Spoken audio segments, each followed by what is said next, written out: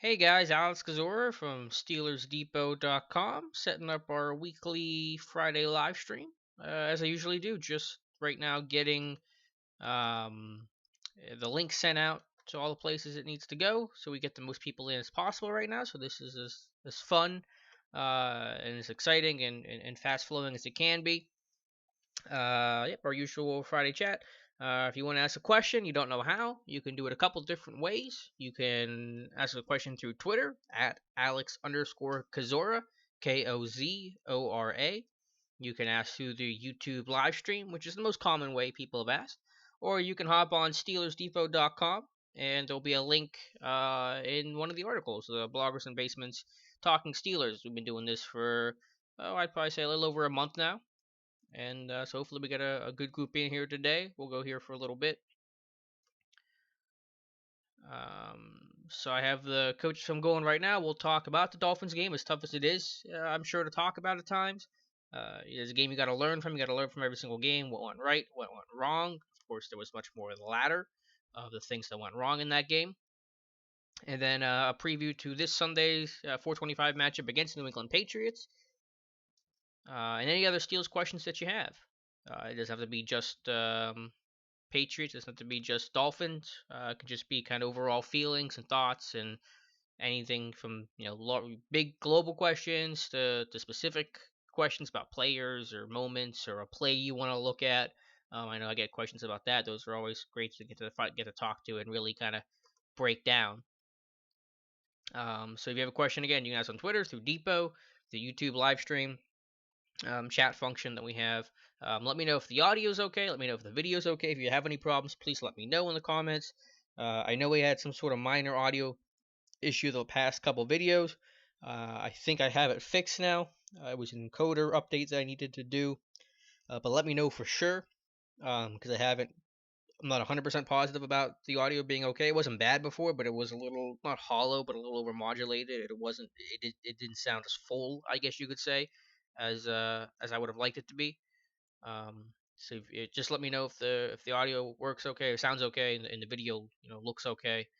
The stream's doing well because that'll help me out. And if there are any problems, then of course I'll be able to deal with them. And not be in the dark about it. So yeah, feel free to ask a question again if you want to look at a specific play. Always love to get to do that. If there aren't any questions, we'll probably go through a couple of plays, of note in this game. Most of them, are, of course, are probably going to be on the negative side, but sometimes I think it's kind of cathartic to be able to look at the negative plays and see exactly what went wrong. And I guess just knowledge is maybe not power, but I guess this the knowledge of it help you feel a little bit better and able to digest it and go, okay, I'm still upset about what happened. It needs to get fixed, but I understand what happened, and hopefully I can look for that in this Sunday's game to see if it does get better or not. Because obviously, giving up 224 yards, 204 of those to Ajayi is unacceptable and historically bad for Pittsburgh. It's about as bad as run defenses as Pittsburgh's played, post merger. And it doesn't happen too often, so that was obviously frustrating. And whenever you give up 200 plus yards on the ground, it's not just one player, one unit, one area, concept that you're struggling in. It's everything. You don't give up 200 yards to a rushing attack that didn't really put the fear in people without a breakdown at every single level. And I did want to. I did tell people, before the game, is the Dolphins' offensive line is as healthy as it's been. It's going to be as good as it's been all year long because Mike Pouncey was back for the second week in a row. They were getting Larry Tunsil back at left guard, Brendan Albert back at left tackle. They weren't the group of five that they were in Week 6 when Dallas Thomas, their left guard, probably played the worst performance a guard's played in 5 years, and that's what got him cut. And same with Billy Turner, their left tackle. It was partially because those guys were playing really poorly and helped sending a message to a reeling Dolphins team, but it was also the knowledge and realization that they were getting healthy and going to get Albert back and getting Tunsil back. And so, I said before the game, you got to watch out. Without Cam Hayward, the Dolphins could have success running the football. Now, I didn't expect 200 plus yards. That's unacceptable, regardless of circumstance and health and whatever. That's just unacceptable. But I did think they were going to have some success running the football. And people said this is the 31st worst run defense and the 31st or whatever it is worst rushing offense because of that was partially because of circumstance because the Dolphins run defense had been run on so much because teams were ahead and so they would just start running football ad nauseum on them and the rushing offense just couldn't have opportunities to run the football because they were behind in so many games. From a per carry basis, the run defense, the rushing offense was all about middle of the pack. I know that's probably not the most fun thing people want to talk about right now is why the Dolphins won. So I'll get to some specific plays here in a second, but I just think that was a good way to preface that about hey, this team could be better than what people think. So we'll get into some specific plays here in a couple of minutes. Hopefully, we get some more people in. If you ever have a question, please let me know. That's definitely kind of the tops on the list. I'll do a play if there's nothing else to really talk about. Um, but if you do have a question, that's definitely where I want to go to first.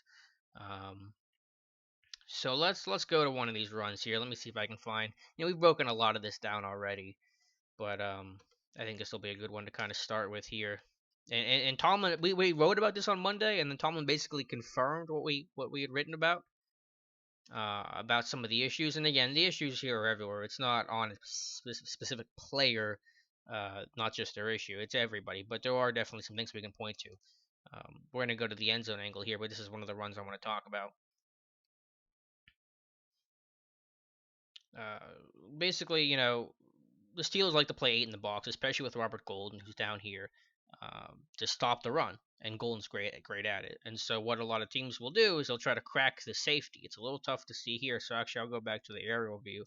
You see, I think this is Kenny Stills with a reduced split, and he's going to crack the safety. He's going to come down on him and kind of hit him from the side, so Golden doesn't have a free lane as that alley defender to stop the run. So he's just basically going to get in the way of Robert Golden. Crack him is what we call it. It's just if he's on the corner, it's a stock block. If it's on the safety, it's called crack block, crack back. Remember Hines Ward, some of the hits that he would have, kind of same idea. And so what that does is it puts the onus on the cornerback here, Artie Burns, the rookie, to replacing Golden's role.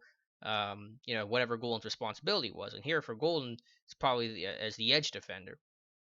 And Burns does a bad job of becoming the edge defender once Golden gets cracked.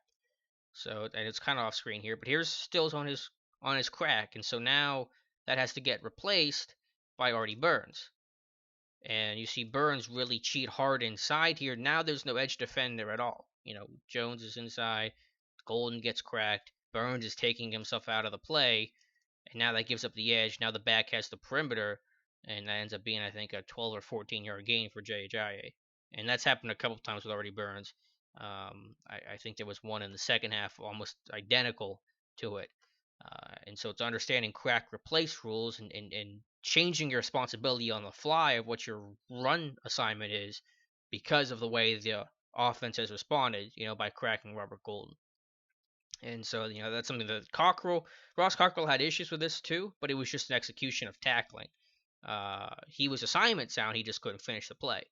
Burns is more physical, and although he's learning technique, can be the better tackler, but assignment standpoint, he's really struggling. So you kind of have both guys struggling with that crack replace, but for two different reasons. Burns can hopefully get better at it, though, once he learns assignment football. There's some hope there. Cockrell, I think Cockrell's about as physical as he's ever going to be, which isn't very much. And so that's a concern long term. Now, Cockrell's able to justify it by being their best cover corner right now and being able to match up against these best receivers.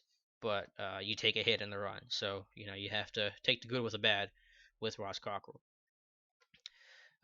Go to a couple of these other run plays here. Actually, we'll go to one of the big plays they had because another thing, the Steelers are always about stop the run, get a pass rush, not give up chunk plays. And they failed in all three areas this week. And so here's I think this is the first one, a 53-yard gain. Someone commented. I don't know if someone's in the chat right now. I just got an alert if I'm still here. I don't know if anyone's listening right now, but yeah, we're still doing the live chat. We'll be here for a little bit, just depending. The more people jump on and are interactive and things like that, the longer we'll stay on. If it's pretty light today, sometimes that happens on a Friday. We'll wrap things up a little bit earlier. But yeah, we're here. We're doing a live chat for Alex Kozora, SteelersDepot.com.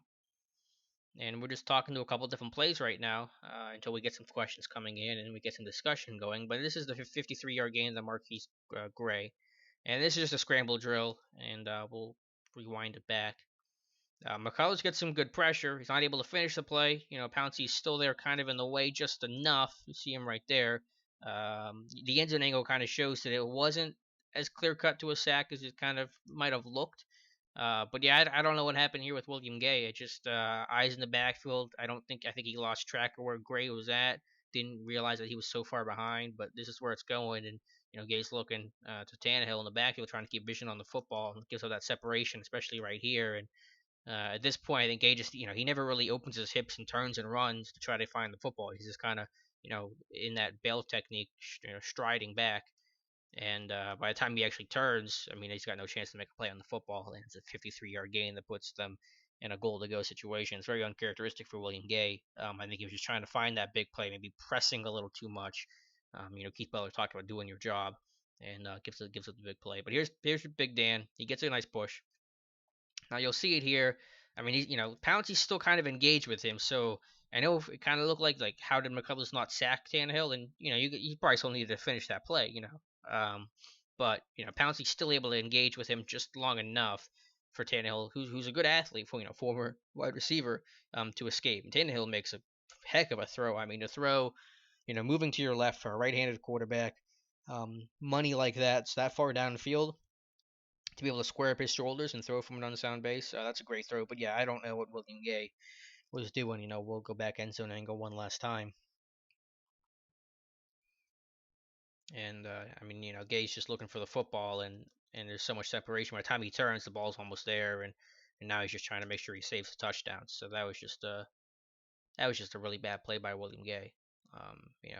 William Gay had a pretty bad game, which is again uncharacteristic for him. And I think the Dolphins get a field goal out of this. They had a touchdown, but it was negated back by penalty, I believe, actually on this play. But this one was nullified in the corner of the end zone.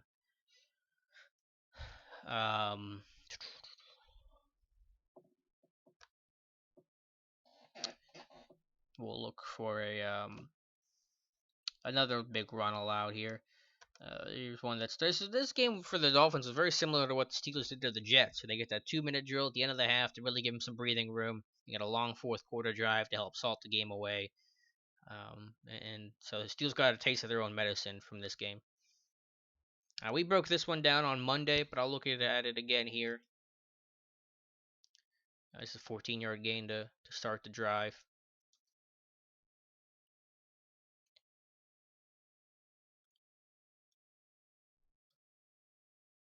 This becomes just a gap run with the right guard, Jermon Bushrod pulling. Really a counter play, counter tray. You get the tight end Dion Sims pulling as well. Little counter action here from Ajayi. Again, I'm not 100% sure what's going on here. The big thing I want to focus on is just where the relation between James Harrison and Vince Williams. I feel like they're both becoming the force player here. Harrison's definitely force. Maybe it was film study. Maybe it was just a mistake where Williams is scraping over that. And almost feels like he's becoming the force player too. Maybe he saw it on film that they were going to usually run this one off the outside hip of the pulling guard, but it ends up being run inside. And Albert does a nice job on Matthews. Matthews can't get off the block. I can't remember who that is there. I think it's Tunsil on Timmons at the second level. Does a nice job of being able to engage and work to him. So I think that, it's just a breakdown. Guys not getting off blocks. Guys being poor in their run fill. I don't know who's having really the B gap here. Maybe Matthews. Though I mean, I think Matthews holds his gap decently. You're not going to get penetration in every single play, especially if you're two gapping. But Williams seems out of position. Running back makes the read, cuts inside. Nice block here by Tunsil on Timmons. Timmons can't get off the block. Screws up the alley fill. Mitchell has alley fill, but because Timmons gets run to the left, now there's the cutback lane for Ajayi. Allows a little bit more, 5 more yards after contact, maybe even more than 5, 6, or 7. So that's how they got that drive started, and they ended up scoring out of it. And that was big for them at the half, to get the ball at half as well.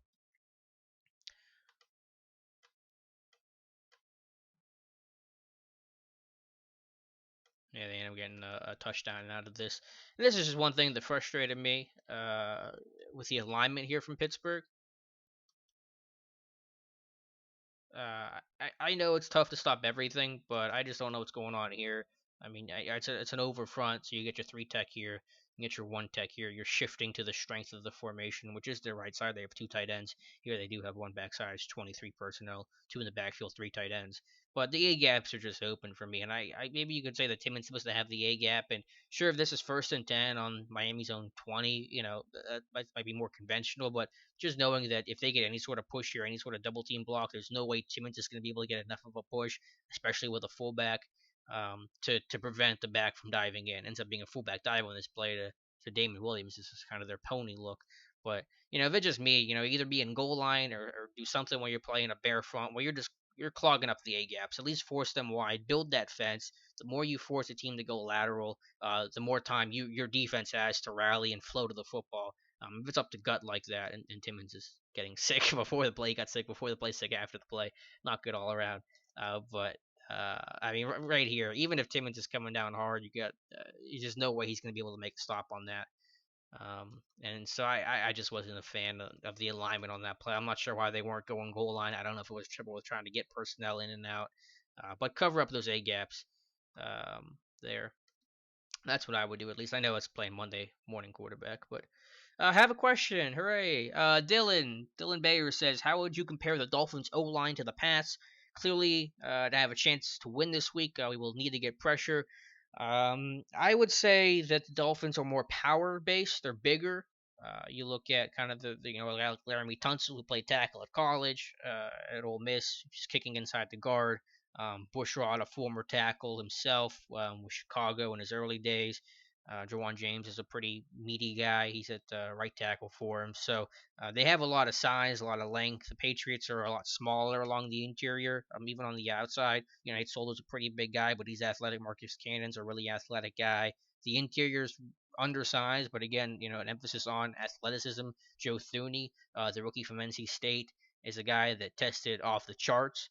That draft web that they have, like at a place like Mock Draftable. He tested fantastically at the combine this past year. Shaq Mason was one of the smallest guys to come out in the last couple of years, but he's a super great athlete. He's a squatty bowling ball type, but a great athlete. David Andrews at center was undersized as well. So they're a lot smaller. They're more athletic, I would say. Just because they're more really true guards, and the Dolphins have a lot of guys that have played a lot of tackle and have moved them inside. So you talk about Tunsil and Bushrod, and then Pouncey at center, who's a pretty big guy for a center like his brother. They're not the as athletic. I would say the Dolphins have a pretty athletic group, but the Patriots are a little bit more athletic, a little more short area quickness, and definitely smaller. I would give the edge when healthy to the Dolphins O line as being better, but the way the Patriots scheme things, they do a nice job to compensate for that. They play the guy's strengths. The Patriots are a lot more varied in their run scheme. They run everything at you. I mean, they throw every kind of look.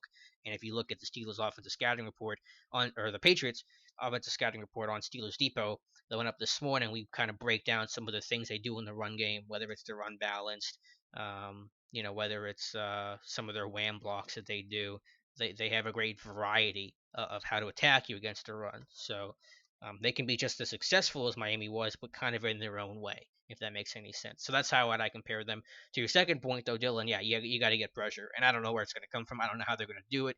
It's going to be very difficult to blitz Tom Brady because that ball comes out so quick because they run so much spread and empty sets, and when that ball is coming out under 2.5 seconds. So it's going to be tough to rush five because I don't think the five-man rush is just going to get home. But as we've seen, Pittsburgh before hasn't worked either. So I think he's posed in a really tough spot this week. I'm not holding my breath for a pass rush this week because of Brady and just the lack of pass rush that they've had. So they need it. I totally agree. I can't think of a way that they're going to do it unless they really get some good wins in their one-on-one matchups. Unless a guy like Stephon Tuitt, Javon Hargrave, are able to really succeed. They're going to need that interior pressure more than they ever have in a singular game this year. Tuitt no sacks, Hargrave no sacks, Hayward 3 sacks all in one game. Of course, Hayward is out this week, so that's why I'm not holding my breath for it. But yeah, they will need it, Dylan. Absolutely.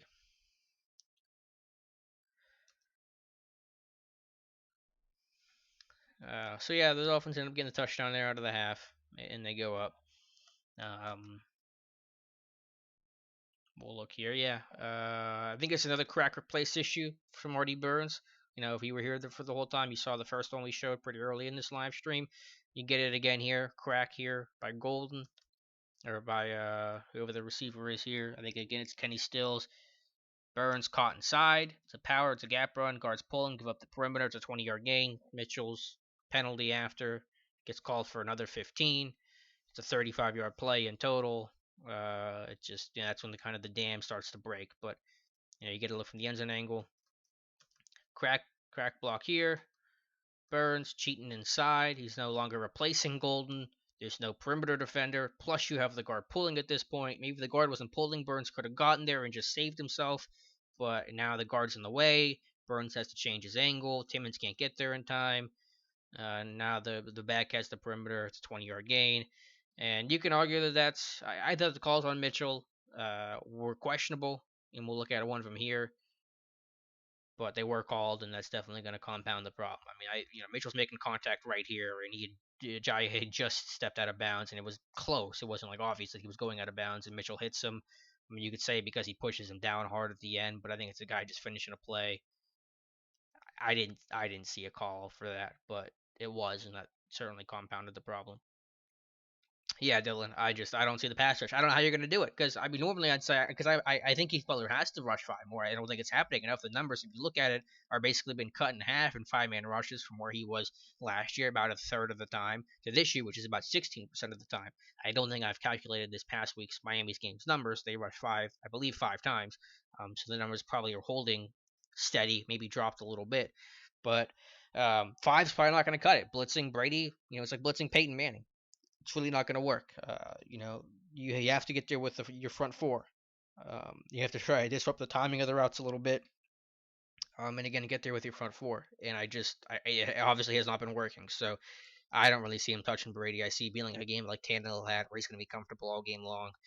Again, it's going to have to be about Stephon Tuitt and Javon Hargrave winning one-on-one matchups because the edge guys, I just don't see him getting there. I think that Tuitt's going to have to take advantage of some of these smaller offensive linemen the Patriots do have. And really, I'm just banking on some bad snaps too, because from the tape I watched in New England, a couple games that I saw, David Andrews, their center, number 60, has had some issues with the snaps. They've been a little high at times when Brady's had to adjust for them. They haven't fumbled one, but Brady's had to adjust, and that does kind of take more time, and it slows up the whole process of the play. So I'm just hoping for a bad snap or two in an inopportune situation for New England and give Pittsburgh a break. That's wishful thinking, and you can't bank on it, of course. But that's kind of maybe one thing I'm hoping that does happen. That at least makes me feel a little bit better. That's my hope, at least. We'll see if that really happens or not. So yeah, thank you, Dylan, for popping in. Appreciate it. Chat's fairly slow today, so we'll probably wrap this thing up a little earlier than usual, but still here for a little bit. Yeah, if you have any questions about the Dolphins game, Patriots game, just Steelers in general, please feel free to ask.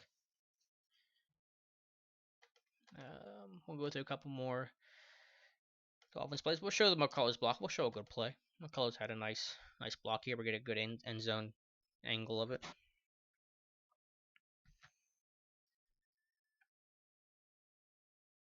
McCullers right here in the A gap. Danny Smith has done a good job of being able to take advantage, find weaknesses in field goal teams, and I think Cam Hayward had 2 blocks last year. I think at least one. One of them I think was against San Francisco, and they get a block here as well without Cam Hayward in your lineup. Just big mitt from Dan McCullers right there to get that block. Really clean too. I mean, sends it right back. It's not tipped. It's swatted away pretty good. And like Danny Smith had said, if that ball would have somehow stayed in bounds, that's just probably a scoop and score for Pittsburgh. William Gase charging hard at it. I think that's Golden charging at it, but unfortunately the ball does go out of bounds. And but it does keep the Steelers off the Dolphins off the board, and at the time it still kept it a 1-possession game. Dylan and Cam, hey guys. Dylan, yes, Shazier will play. Does he take on Gronk, or is it a combination? I think it's a combination. You have to worry about Martellus Bennett as well. They run a lot of 12 personnel. Will it spread you out? I think you're going to see a lot of Justin Gilbert on one of them, Gronk or Martellus Bennett. So I think those are probably your 2 guys that you're going to use the most to shut them down. I think you're going to see a lot of dime in this game, where you're going to have six DBs out there, Justin Gilbert a big part of that, or maybe you end up running. Nah, I think it'll be more dime, because I think you need that athleticism, to combat Gronk and Bennett because they're very difficult matchups, and I think you're going to see very little base defense. I said the other day maybe 5 to 8 snaps of base defense total. I think you're going to see a lot of nickel, more dime than you have at all this year, and maybe any game at all you'll see this year. I'm just guessing, but I think Justin Gilbert's going to have a big role, because the way they've used him against some of the Jets' four wide receiver sets, and they've used Shabazz before. They want some bigger, longer corners out there, so I think Shazier and Justin Gilbert are going to be the two guys that are going to be most responsible for limiting. Keep in mind, I didn't say stopping. Rob Gronkowski and Martellus Bennett. Cam R says, "What grade would you give Jarvis on this game?" No one's getting a good grade in this game. um, just I don't know. I guess I really hadn't thought about a grade and really a good system. I don't know, a D probably. The run defense wasn't strong. Maybe coming back on the film, some of the things on the edge that we thought were Jarvis's fault were more on, let's say, an R.D. Burns or a Ross Cockrell. But I don't think Jarvis had a good game against the run. As a pass rush, of course, very little going on. No impact plays really at all for him. I mean, I'm not even sure of a particular play that I can point out for Jarvis, but I mean, anytime that you're an outside linebacker and your job is to rush the passer and stop the run, and there were no sacks or two quarterback hits, neither from the outside linebackers, and you give up 220 yards on the run on the ground game, you didn't have a good game. You didn't do your job. So Jarvis gets a D, and most players I think on this defense on this team would probably be right around there with a couple exceptions. Le'Veon Bell had a really nice game. It's kind of where it stops in terms of the niceties. Asher Reed. Asher, good to have you back. What is going on with Darius Green? That is a great question, Asher. We've been asking ourselves that for a while now. I know Jim Wexwell today had said that, and I don't really agree with his philosophy. Not this is Wexel saying this is just in what he's apparently heard or implying, but that the Green is healthy enough to practice, but they're not going to practice him this week because they want the guys that are healthy this week and will be working with Landry Jones to practice fully with him. They don't want someone getting reps that's not going to play this week or may not play this week. So apparently the goal is the Green's going to start practicing next week during the bye, and then he'll have some extra time to get ready for the Week 9 game against Baltimore. I'm all, heck, I would play Ladarius Green this week, even if I knew I was only going to get 8 to 10 snaps out of him, because I know he's not in great football shape right now. I know 1 week of practice is not going to get someone in football shape who hasn't really done anything since January when he had his ankle surgery. But in a game like this where you need all hands on deck, I would love to activate Ladarius Green, play him 8 to 10 snaps situationally, some third down plays, some red zone stuff. Just to give Jones all the help that he can get. You're gonna need it against New England, so that's a personal preference. And even if you weren't gonna activate him, I think just getting Green the snaps, just even if working with scout team, just doing anything where he's running and really getting a good workout in and trying to get back in the football shape. I mean, maybe he's doing some of that now. I'm not saying that he's not running. I'm sure he is. I know he's weightlifting again and things like that. But my personal opinion is even if I knew he could only get 8 to 10 snaps out of it, I'm all for it because I need everybody I can get, every playmaker, everybody with talent. With his team pretty beat up right now, still injury wise. No D'Angelo Williams this week, no Marcus Wheaton this week. Sammy Coates is still dealing with his finger fracture, or laceration, or whatever it is. I need all hands on deck. So but maybe that's still a sign that he's going to play Week 9. So that's the next step. Asher, obviously, Week 9. The reports seem to indicate that he's going to be ready for that game, or at least be having a good chance for it. Start practicing after this Patriots game. But I would have started practicing him this week and get this guy ready, to potentially play against New England, which would be nice, even if it is just for a couple snaps. And then just to really start put yourself in a good place. For Week 9 against Baltimore. But thank you guys for your questions. I just want to show this run here. Perimeter play. It's a pin and pull scheme, and just a basic breakdown. I don't know exactly whose fault it is here, but Mario Williams, the lefty end, just comes in free and blows this whole run up. I mean, he's in free. There's no one blocking him. And he forces Bell wide. Bell's able to get away, but by this point, you're building that fence, and guys are able to flow and help. And the play goes really for nothing. Cam says, in your mind, what's the formula for us to beat New England? Well, I posted on Steelers Depot today, and if you haven't read it, I encourage you to check it out. Kind of the Landry Jones game plan, because that's where it starts with him. And I don't believe you should go into a shell and turtle and say that, okay, we're not going to do anything with Landry Jones. We're going to babysit him to the highest degree. If you're really trying to micromanage him that much, then he's not your guy in the first place.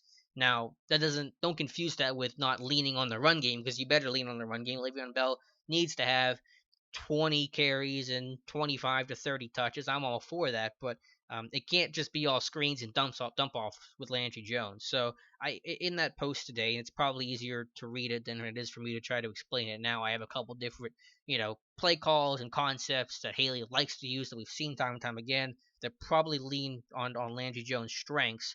But basically, it's going to be over the middle. If you're going to throw over the middle, stationary targets, don't hit moving targets. Jones' accuracy struggles in that regard. Don't throw slants. Don't throw the dig. Don't throw the shallow cross. Stationary targets, some curl routes, things like that. Is Hank concept that we have a lot of. We've seen a lot of in the red zone. Some of those corner routes, snag routes, cop routes. Triangle reads for Landry Jones where he can go and read three receivers without having to scan the whole field. He's a lot better at just that triangle read. It's another concept that Haley loves. He loves those snag routes in the red zone, and really just in general. You can do it out of any personnel grouping, any formation. You can window dress it a lot. We've seen that from Haley time and time again. So those are some of the concepts. But I also want to throw the football deep. To beat this team, you're gonna have to get some chunk plays. Sorry, you're not gonna have successful, sustainable offense where Landry Jones is leading this team 14 play drives, even if you're getting a heavy dose of Le'Veon Bell. Because eventually, if you give the ball to Bell and Bell and Bell time and time again, you're gonna get behind the sticks one play. You're gonna get third and 10, and you're going to get off the field. So, take a couple shots. You're not going to win this game without some chunk plays, where you can flip the field and get yourself in the red zone, and hopefully you get something out of it with touchdowns or putting yourself in goal to go. So, you have to stretch this defense out. And Jones has completed passes down the field. Dave Ryan did the work in Jones' short career so far. He's completed 50% of his deep balls, which is a really, really, really good percentage. So, I want to see some chunk plays. I want to see some attempts at it. That'll back the defense off a little bit, force them to respect it. And if you hit, then you go from a 14 play drive, maybe you score in 3 plays, and that's a whole lot higher success than Landry Jones trying to lead this team 12 to 14 plays downfield. So offensively, that's the formula. Again, check out that post on Steelers Depot. Defensively, I don't know, just red zone play. Be good in the red zone. Patriots are going to move the football, stop them in the red zone. That's the Steelers' calling card still. Even the Miami game, though Miami hurt themselves a lot, the Dolphins were 2 of 6 in the red zone, scoring touchdowns. So just try to play it a field goal game because they're going to move the football. There's no answer for that. Um, Keith Evans, do you think Bell has lost half step? Looks a little slower to me. Maybe just feeling his way back. He's going to get a heavy workload this week. Yeah, he's definitely going to get a heavy workload. No, I don't think he's lost a step at all. I think he's getting better actually. I thought from the first day of training camp that Bell looked 100% normal to me. There was one cut that he made where he did his kind of patented patience in the hole, dart in and out, and then make a big play out of it, kind of moment. So no, I think Bell looks great to me. Um, I just maybe we forgot. Maybe we just seeing a disparity between Dewell and Bell a little bit. Maybe we're just kind of trying to get back in that realization of what Bell does. But no, I think Bell looks fantastic. Thank you, Cam. Appreciate it. Yeah, defensively toss up. Again, you want to get pressure, but I don't know how you're going to get pressure. I really don't. Um, this is the bad interception by Ben. If you're watching the live stream, by the way, I don't know what Ben's doing here. But yeah, 5-man rush is how you want to get pressure, but it's not going to work against Brady. 4-man pressure has been non-existent, so you're going to maybe see some 4-man blitzes. Butler's trying to lean on 4-man blitzes where he's bringing a DB or an inside linebacker and still trying to play with 7 dropping into coverage. It hasn't really worked, but that's kind of the compromise between 4-man rushes without a blitz and 5-man rushes that give you only 6 in coverage. That's what they're trying to do. Again, the success has been moderate at best. So I don't know how they're going to get pressure, but yeah, just play good in the red zone, force some field goals out of it. I think you're going to see a lot of dime defense. Justin Gilbert's probably going to have a very active role this week, as you've seen in the past, to stop Gronk and Martellus Bennett. Can't forget about Martellus Bennett either, who has 4 touchdowns on the year. I think is second in receptions with 26, right behind Julian Edelman's 28. So, they're going to have to play a lot of dime. I don't think you're going to see a lot of base defense. You're going to see some nickel. You're going to see a lot of dime. You're going to get speed out there. You're going to get some of these big corners, some of these kind of hybrid guys. Dime's going to put Robert Golden in the box, which is going to help you against the run. He's going to replace Timmons' spot with Shazier back this week. So, dime defense, get speed out there, get some size, try to combat against these big tight ends, play good in the red zone. If you get them behind the sticks when you can't, you better take advantage of that. If the Patriots are in 3rd and 12, you better get off the field. You got to take advantage of the small victories that you get. Hope for a couple of bad snaps. As I said earlier, David Andrews, the Patriots center, I think he struggled with some of his snaps this year. So, if you can get lucky a little bit as well, that'd be nice. And get a turnover, get an interception. This defensive backs, no interceptions on the year. I got to look up. I'm meaning to do it. When's the last time the Steelers have gone, the first 6 games of the year without a defensive back having an interception? I don't know the answer to that. I'm gonna look it up later today, maybe after this, because it's just frustrating as all. It's all it can be. Keith, tight ends have been pretty quiet the last few weeks. Like to see them more involved. We pretty much stuck. No, I agree. I wrote about my Landry post today. Landry Jones post today that I want to see some more of those RPOs, those run pass options, and sometimes you get the tight end more involved that way.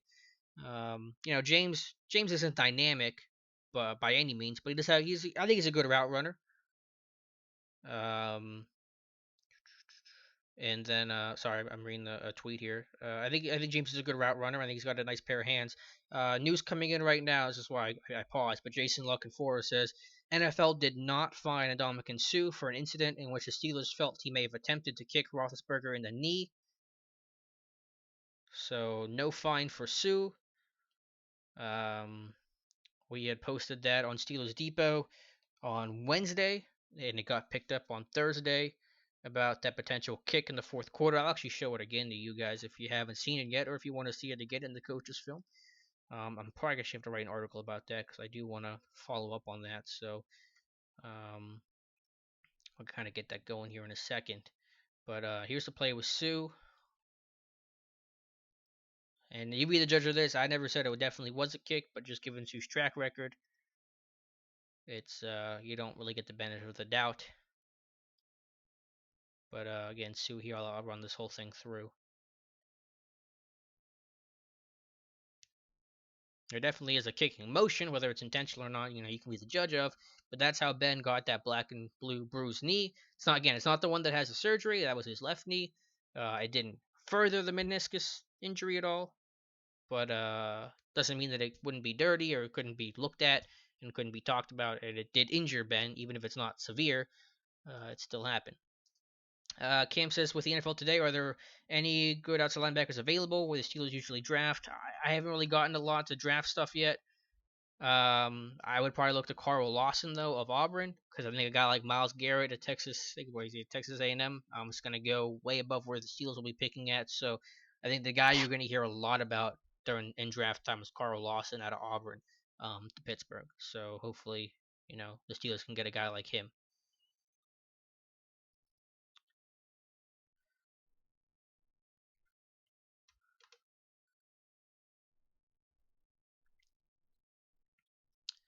We'll go a little bit longer here. Any other questions in? I'm going to start to work on that.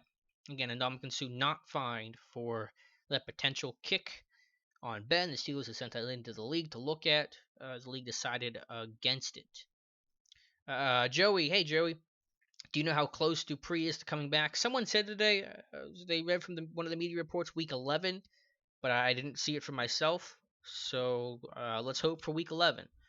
Which is a little later than I guess ideal, but better late than never. So week 10, week 11, I forget the dates and the games about that. Maybe the Dallas game or something. I can't remember for sure. That might be your day back. So and they need him. The sooner the better.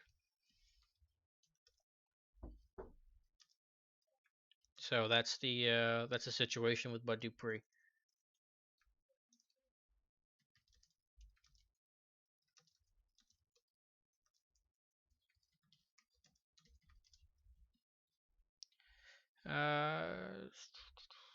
But yeah, so we'll go a couple more minutes here. I'm gonna get to work on the new post that we have with the Suh, just to tie a bow on that. Again, I never said definitely was a fine, but I thought it was something there to be looked at. Will Knicks be more involved on offense? Yeah, I think he will, Joey. The game situation kind of took Knicks out of that last week. I think he had only 3 snaps overall, but because you're going to rely on that run game more, it's good to get Knicks involved there as that kind of skull crushing lead blocker. So yes, I'd be disappointed if Knicks was not involved more this week. How much it's going to be? It's not going to be a 50 snaps from Roosevelt Knicks, but I don't know, 10 to 15 snaps from Roosevelt Knicks. I think I'd be happy with that. I think you're going to see a lot of Knicks. I think you're going to see a lot of 12 personnel, a lot of 13 personnel, 3 tight end sets. The Steelers have kind of used more now that they have a guy like Xavier Grimble who they trust to use. Um, and is an athletic guy who can be your weapon. He's not a Matt Spaeth. So I think you're going to see a lot of power out of the Steelers this week. So yeah, a lot of Knicks, a lot of David Johnson, a lot of Xavier Grimble.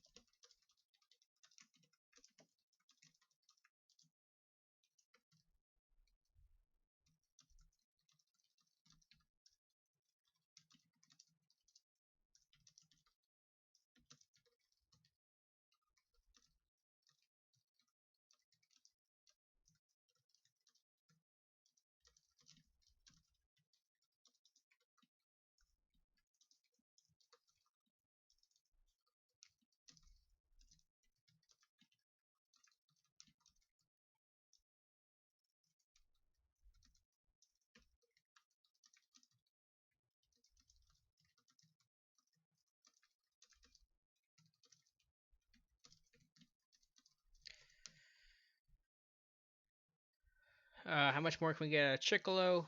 Is he a backup type of guy? He did start last week. I don't really see a ceiling as a full-time starter. Maybe a rotational guy. I think it's still kind of jury's still out, but he's not your answer. If you're not gonna not draft an outside linebacker, your outside linebacker plans, aren't gonna change a whole lot because you have Anthony Chicolo. So we'll keep watching him more, but it's not like usually with those dominant edge guys, if you're gonna be one, you find out pretty quick. And so far, Chicolo, while he's had a couple moments, the sack, forced fumble on Ryan Fitzpatrick was a nice play. You just haven't seen that level of dominance. So he's a guy that can stick around, no doubt. Special teams guy, or maybe a little bit of rotational guy, can play either side, smart player. I think he's gonna get better in coverage, but not your dominant starter. This is why we're good at the position type of player.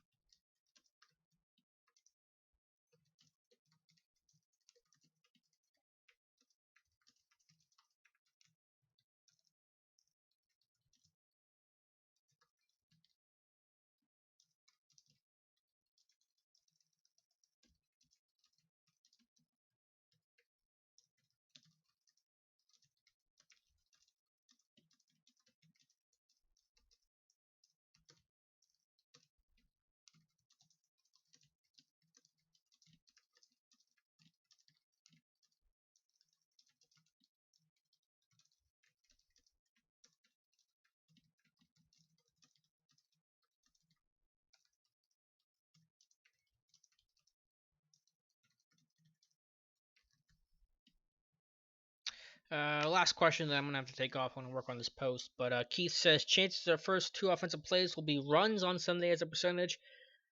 I still think there's a chance of them coming out with a deep shot on the first play as the Steelers have done before. So I'll put it at a 75% chance of 2 offensive plays will be runs.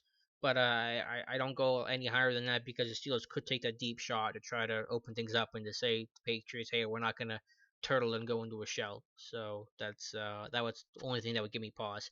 Or they run an RPO and they pass out of it, but it's a run pass option. Joey, I'll do the last question here for Joey. Appreciate you guys sticking around and getting the chat more lively. Why has Ben been so much worse on the road this year? You guys give me the hardest question for last. I don't know. I don't know why this team's so bad on the road. I know teams just generally are going to be worse on the road than they are at home for obvious reasons, but yeah, I don't know why the disparity is what it is. I don't know. I'd love to compare with other quarterbacks. I want to see how much worse, if at all, Ben is on the road than other quarterbacks. I think that would be interesting to see because usually those numbers have to be relative. And let's say every other quarterback is as bad on the road than as Ben is relative to where they are at home. You'd have to do a deep dive into that. So but bottom line is Ben has not been good on the road, regardless of what other quarterbacks are doing, and I just don't know why that is. It's louder, obviously. You have to go to a silent count. That does make things tougher. You can. I think maybe part of it is that you don't get to run as much no huddle. But Pittsburgh did run no huddle against Miami. But I think it's just easier to run no huddle at home for obvious reasons. You have the crowd on your side; they're not, hooting and hollering like they will on the road. So I think Ben is at his best while the Steelers are in no huddle, and on the road you run less no huddle, and it's harder to run no huddle, and there's more chance for miscommunication. So if I could give you an answer, and I don't think that's all the answer, but I think that's a part of it, is that Ben doesn't get to have work out of no huddle as well as he does at home. So that's the best thing I can give you. But yeah, I'm scratching my head too. If we had that answer, it'd be fixed. It's one of those weird things. All right, guys. I'm gonna take off, but I appreciate you guys for stepping in. One last thing I do want to note, because I totally forgot about it yesterday. I don't know how I did. I remembered it like 11:30 at night last night.